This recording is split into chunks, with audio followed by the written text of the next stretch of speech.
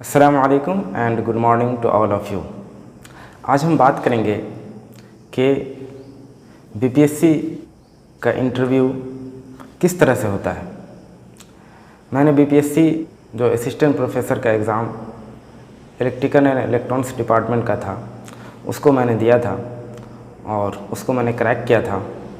तो मैं आज आपसे उसी का एक्सपीरियंस शेयर करूँगा कि वहाँ पे क्या क्या होता है और तरह से सवालात पूछे गए थे। सबसे पहले जब आप वहाँ जाएंगे तो जब आपका एंट्री का वक्त आएगा तो आपको ये कहा जाएगा कि जितने भी आपके पास इलेक्ट्रॉनिक्स डिवाइसेस हैं आप उसको निकाल करके रख दें।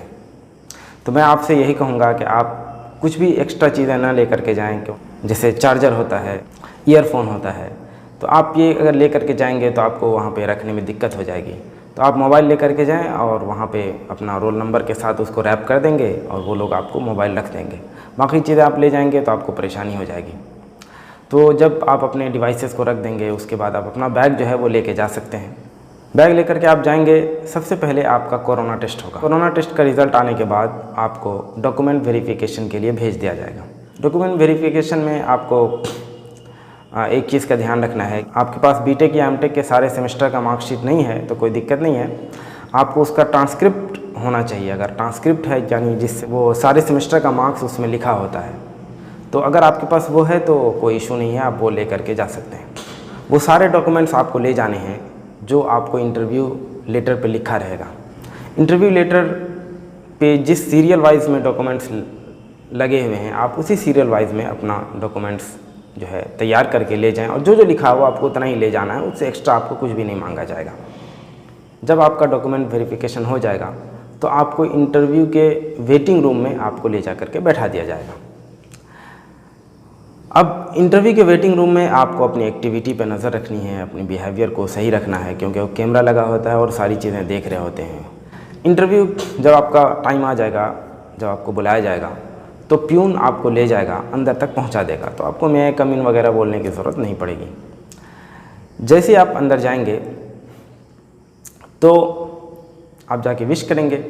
एक बात का इसमें ध्यान रखेंगे कि अगर कोई लेडी है इंटरव्यू बोर्ड में तो आपको सबसे पहले लेडी को विश करना है, गुड आफ्टरनून मैम या गुड मॉर्निंग मैम, जो भी आपका टाइम है। और जो जेंट्स को विश करना है तो आपको इस तरह से विश करना है कि विश एक ही बार करेंगे और सब की तरफ नज़र आप दौड़ा लेंगे। ऐसा नहीं होना चाहिए कि आप 5 अगर जेंट्स बैठे हैं तो हर एक को आप कहें good morning sir, good morning sir, good morning sir. इस तरह से नहीं करना है, एक ही बार कहना है और इस तरह से नज़र जो है सबको पहुंच जानी चाहिए एक ही बार में, एक नज़र में। उसके बाद आपको कहा जाएगा कि आप बैठ जाइए, तो आप अपना कुर्सी पर बैठ जाएंगे। तो जो इंटरव्यू आपका शुरू होगा तो चेयरमैन आपका इंटरव्यू लेना शुरू करेगा, जो भी लेडी हो या जेंट्स हो। तो आम तौर से यही हो रहा है इस बार के वो सबसे पहले आपसे पूछेंगे कि आपने बीटेक कहाँ से किया है, एमटेक कहाँ से किया है और अभी आप क्या करते हैं। तो हमसे ये पूछा गया था बीटेक कहाँ से किया है, तो मैंने कहा कि मैंने बीआईटी सिंदरी से बीटेक किया है। उसके बाद कहा कि एमटेक कहाँ से किया है, तो मैंने कहा मैंने आईएसएम धनबाद से एमटेक किया है। उसके बाद पूछा कि आप अभी क्या कर रहे हैं, तो मैं एक प्राइवेट कॉलेज में उस वक्त पढ़ा रहा था, तो मैंने कहा कि मैं इस कॉलेज में पढ़ा रहा हूँ। फिर पूछा कि आप अभी कौन से सब्जेक्ट पढ़ाते हैं, तो मैंने कहा कि मैं नेटवर्क थ्योरी और यूनिवर्सल ह्यूमन वैल्यूज़ पढ़ाता हूँ। तो चेयरमैन ने कहा कि अच्छा आप यूनिवर्सल ह्यूमन वैल्यूज़ पढ़ाते हैं, वेरी गुड। उसके बाद फिर उन्होंने जो पैनल के दूसरे मेंबर्स थे उनको कहा कि आप सर आप अब क्वेश्चन शुरू कर सकते हैं। जो पहले मेंबर थे, जो टेक्निकल एक्सपर्ट थे पहले, उन्होंने पहला सवाल हमसे पूछा कि रजिस्टर, इंडक्टर और कैपेसिटर का क्या फार्मूला है, तो मैंने वो बता दिया। उसके बाद उन्होंने दूसरा सवाल पूछा कि 3 फेज़ पावर को क्या हम 1 वाट मीटर से मेज़र कर सकते हैं, तो मैंने कहा कि नहीं कर सकते हैं। तो उन्होंने कहा कि कितने वाट मीटर की ज़रूरत पड़ेगी 3 फेज़ पावर को मेज़र करने के लिए, तो मैंने कहा 2 वाट मीटर की ज़रूरत पड़ेगी। बस वो पहले एक्सपर्ट का क्वेश्चन ख़त्म हो गया। उन्होंने फिर दूसरे एक्सपर्ट से कहा क्वेश्चन पूछने के लिए। फिर दूसरे एक्सपर्ट ने क्वेश्चन शुरू किया। उन्होंने पहला क्वेश्चन पूछा कि पावर सिग्नल और स्मॉल सिग्नल में क्या फ़र्क है, तो वो मैंने बता दिया।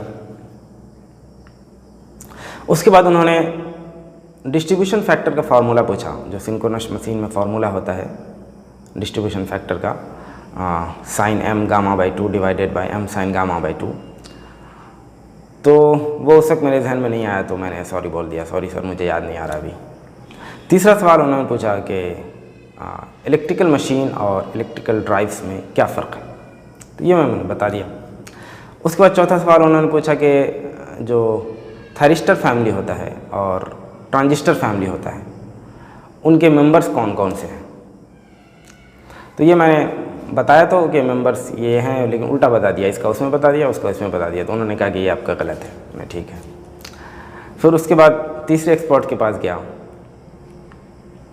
तो उन्होंने नेटवर्क से क्वेश्चन पूछा कि RLC एक सीरीज सर्किट है और उसमें हम साइनसॉइडल सिग्नल दे रहे हैं, तो कैपेसिटर और इंडक्टर का पावर कितना होगा। तो हमने कहा कि उसमें तो कोई पावर कंज्यूम होता नहीं है, वो एक साइकिल में पावर लेता है, दूसरे साइकिल में दे देता है। तो उन्होंने पूछा कि जो रजिस्टर में पावर होगा वो एक्टिव होगा या रिएक्टिव होगा। मैंने कहा उसमें एक्टिव होगा। बस ये तीसरे एक्सपर्ट का भी सवाल ख़त्म हो गया। उसके बाद चौथे एक्सपर्ट थे, उन्होंने पूछा कि आपका एमटेक का प्रोजेक्ट क्या था। तो मैंने कहा ये हमारा जेड सोर्स इन्वर्टर पे हमने काम किया था। तो उन्होंने पूछा कि ये जेड सोर्स इन्वर्टर क्या होता है, तो मैंने उसके बारे में बताया कि ये होता है। फिर उन्होंने पूछा कि आपके जो प्रोजेक्ट था उसका आउटपुट क्या था। तो मैंने कहा कि ये आउटपुट था जो भी। तो प्रोजेक्ट के बारे में तो आप सबसे अच्छे से आप ही जानते हैं, तो आप उनको ज़रा सा एक बार देख लेंगे तो वो आसानी से हो जाएगा। उसके बाद जो पांचवें एक्सपर्ट थे, टेक्निकल एक्सपर्ट, उन्होंने कहा कि ठीक है आप बोर्ड पे जाइए। तो बोर्ड वहाँ आपको लगा रहेगा, स्टैंड टाइप का बोर्ड लगा रहेगा और वहाँ पे आपको मार्कर रहेगा और डस्टर रहेगा। तो बोर्ड पे गए और उन्होंने कहा कि आप लिखिए। तो उन्होंने लिखवाया हमसे इक्वेशन, मैक्सवेल इक्वेशन लिखवाया। Line integral of E dot dl is equal to minus d by dt surface integral of B dot ds। उन्होंने ये हमें इक्वेशन लिखवाया और उसके बाद कहा कि आप इसको पॉइंट फॉर्म में कन्वर्ट कर दीजिए। तो वो मुझे याद नहीं आ रहा था, तो मैंने कहा कि सॉरी सर मुझे अभी याद नहीं आ रहा। तो उन्होंने एक और इक्वेशन लिखवाया, कहा कि इसका ले आइए, तो मैंने उसका भी सॉरी बोल दिया। तो इस पे फिर हमारा इंटरव्यू ख़त्म हो गया। तो जो चेयरमैन थी उन्होंने कहा कि ठीक है अब आप जा सकते हैं, आपसे बात करके बहुत अच्छा लगा। और इतना कह के फिर मैंने थैंक यू बोला और फिर मैं वापस आ गया। इस तरह से हमारा इंटरव्यू ख़त्म हो गया।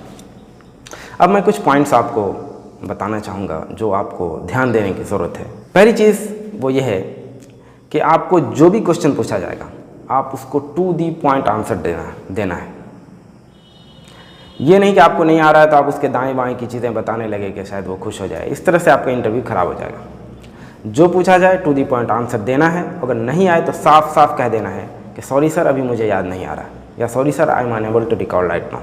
बस ये नहीं बोलना है कि मुझे नहीं आ रहा है, बस मुझे याद नहीं आ रहा है। ठीक है। दूसरी चीज़ जो है वो कॉन्फिडेंस का ध्यान रखना है कि कॉन्फिडेंस बहुत ज़्यादा इंपॉर्टेंट होता है इंटरव्यू में। अगर आप कोई सवाल का जवाब नहीं दे पा रहे हैं, आपने सॉरी बोल दिया, तो आपके चेहरे पे उसका असर नहीं दिखना चाहिए कि यार हम पता नहीं गलत बोल दिए या फिर नहीं बोल पा रहे हम, तो क्या होगा मेरा पता नहीं। वो सब चीज़ नहीं दिखना, नॉर्मल रहिए अपना, जो कुछ चला गया। मेरा इंटरव्यू बहुत सारे सवालों को मैंने जवाब नहीं दिया, सॉरी बोला था, लेकिन मेरा कॉन्फिडेंस अल्हम्दुलिल्लाह बहुत ही अच्छा था और कोई चेहरे पे शिकन नहीं थी। इस वजह से हमें 9 नंबर मिले थे, जो कि एक इंटरव्यू में ठीक ठाक होता है 15 में से।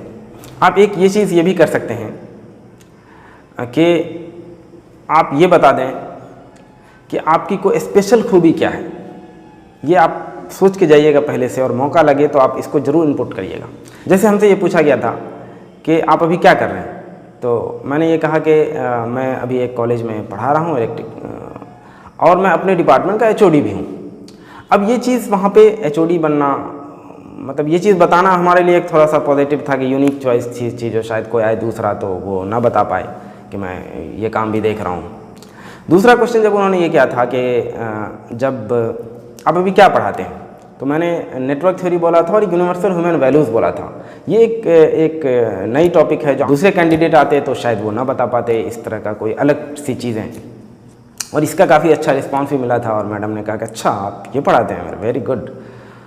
तो आप अपनी कुछ यूनिक खूबी जो है ढूंढ करके जाइएगा और जब मौका लगे मौका देख करके सही जगह पर उसको ज़रूर डालिएगा। चीज़ जब आप बोर्ड से वापस आएंगे, अगर आपको बोर्ड पे भेजा जाता है तो आप मिटा दीजिएगा अपना जो लिखे होंगे। अगर वो मना कर दें तो कोई बात नहीं। मिटाना जो है तो वो इस तरह मिटाना है कि आपको डस्टर को रखना है हॉरिजॉन्टल डायरेक्शन में, एक्स एक्सिस के अलावा रखना है और उसको चलाना है वाई एक्सिस के अलावा।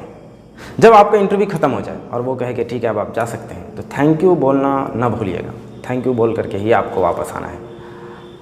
और जब आप वापस आएंगे तो आप इस तरह से नहीं कि मतलब जैसे यहीं तुरंत मुड़ गए, इस तरह से आपको नहीं वापस आना। आप 2 कदम ऐसे पीछे वापस आइएगा, फिर मुड़िएगा इस तरह से, तो वो आपके लिए थोड़ा सा अच्छा रहेगा। वो इंटरव्यूअर को होता है कि ये हमें रिगार्ड दे रहा है।